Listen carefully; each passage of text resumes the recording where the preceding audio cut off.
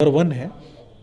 बाकी देश के लिए, आदिवासियों के लिए, पिछड़ों के लिए, दलितों के लिए महाकुंभ चल रहा है, तो धार्मिक आस्था को उकसा देना है, बनना चाहिए और वैसे व्यक्ति को फांसी की सजा देनी चाहिए जो धार्मिक चीज़ों का उन्माद फैला के लोगों के बीच में सामाजिक सौहार्द को ख़त्म करता है।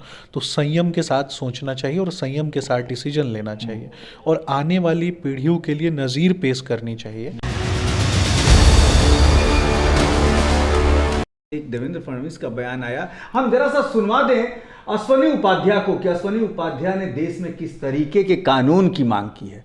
चाहे वो ट्विटर हो, चाहे वो फेसबुक हो, चाहे इंस्टाग्राम हो, चाहे वो यूट्यूब हो, चाहे वो वेब सीरीज हो या सीरियल्स हो या फिल्में हैं, उनमें तो सुन लिया, ये थे अश्वनी उपाध्याय। उसने जो बातें हमने आपको बताई, वास्तव में हम अपने चैनल पर उन बातों को नहीं दिखा सकते, सिर्फ फोटो दिखा रहे हैं।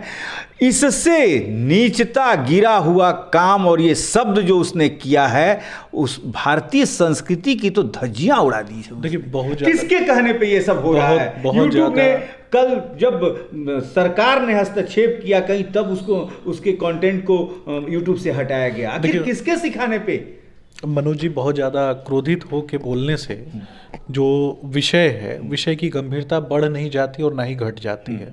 और बहुत ज़्यादा शांति से जब इस प्रकार की बातें होती हैं ना, तो संयम के साथ सोचना चाहिए और संयम के साथ डिसीजन लेना चाहिए और आने वाली पीढ़ियों के लिए नज़ीर पेश करनी चाहिए कि इस प्रकार से कोई भी व्यक्ति हमारी सभ्यता संस्कृति के साथ खिलवाड़ ना कर सके।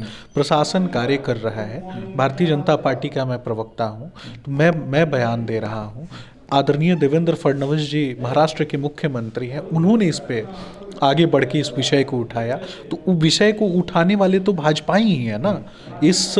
इन चीज़ों को किसी कांग्रेसी ने तो नहीं बोला, क्योंकि भारत की अस्मिता अगर तार-तार होती है, भारत की अस्मिता अगर तार-तार होती है तो उसमें कांग्रेसियों को मजा आता है। राहुल गांधी क्यों नहीं आगे आए?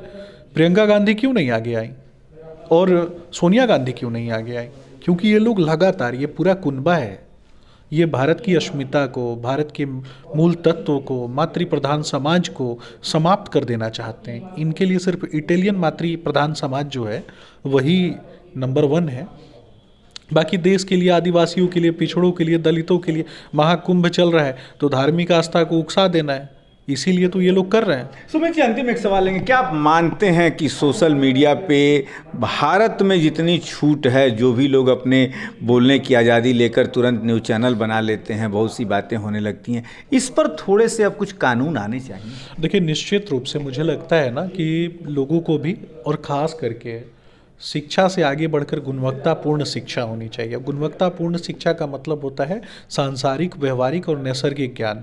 ना हम किसी के कंफर्ट जोन में घुसें और ना ही किसी को अपने कंफर्ट जोन में घुसने दें।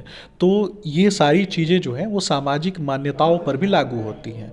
किसी भी धर्म विशेष की जो सामाजिक मान्यताएं हैं, किसी भी देश की जो नींव है, उस नींव पर अगर कोई हमला करता है किसी भी चैनल के माध्यम से, निश्चित रूप से उस व्यक्ति के खिलाफ कड़ा से कड़ा कानून बनना चाहिए और वैसे व्यक्ति को फांसी की सजा देनी चाहिए जो धार्मिक चीज़ों का उन्माद फैला के लोगों के बीच में सामाजिक सौहार्द को ख़त्म करता है।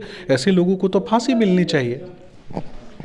देखिए, सुमित शशांक भाजपा के प्रदेश के बिहार के प्रवक्ता, इन्होंने साफ शब्दों में कहा कि जो भारत की अस्मिता से, उसके सांस्कृतिक धरोहर से, सामाजिकता से खिलवाड़ करे, उसे निश्चित तौर पर सजा ही नहीं, उसे फांसी की सजा मिलनी चाहिए।